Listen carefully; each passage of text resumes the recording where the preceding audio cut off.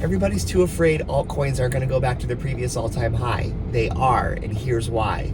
Okay, Bitcoin is the king of all crypto, right? Bitcoin is holding steady in the 80,000s and the 70,000s. That is a really good sign that even with all this economic distress that we're going through right now because of the uncertainty with the Trump tariffs and are we going to enter a recession or not, the fact that Bitcoin is still holding steady well above its previous all-time high of 69,000 from the prior bull market is a very good indicator that the bull run is still on.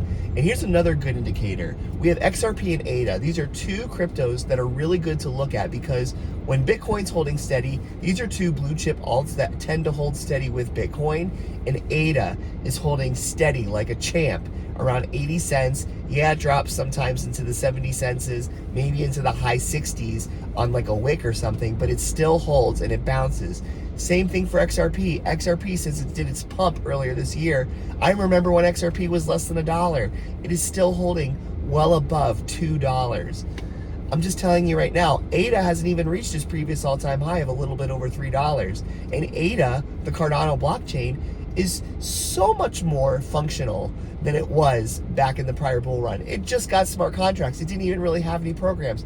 Now Cardano blockchain is a thriving ecosystem that is now interoperable with Bitcoin because of Bitcoin OS, and IOG, which is owned by Charles Hoskinson, is creating a program that will literally make Bitcoin and Cardano interoperable as well.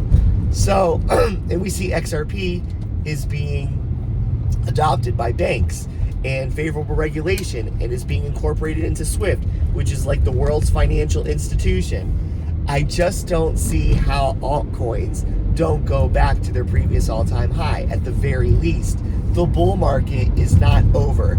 As long as the Trump tariffs cool themselves down, which I believe they will, we will see a continuation of this bear market later this year. I really, truly do believe that.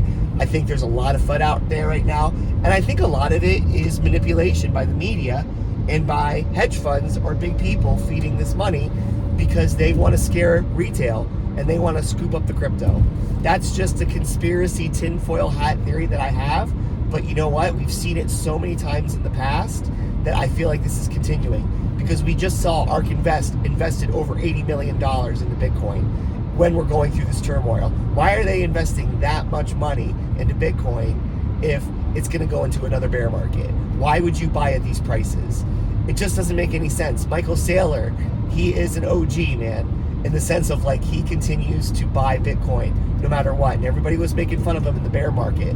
Now look at him. Strategy is doing very well because of all the Bitcoin they have on their balance sheet. And he's transforming his company. And Strategy also still is a software company and they make profits doing that as well. So you know what? Ignore the noise. Do your research, obviously. But let's try to be more optimistic. And I think things are going to turn around. I think things are going to cool off. And I think altcoins, especially blue chip altcoins especially, they're going to go back to the previous all-time high. And they're probably going to go higher once things start cooling off. So anyways, that's just my 2 cents. Hope you guys have an awesome day. Stay safe out there, and I'll see you in the next video. Bye.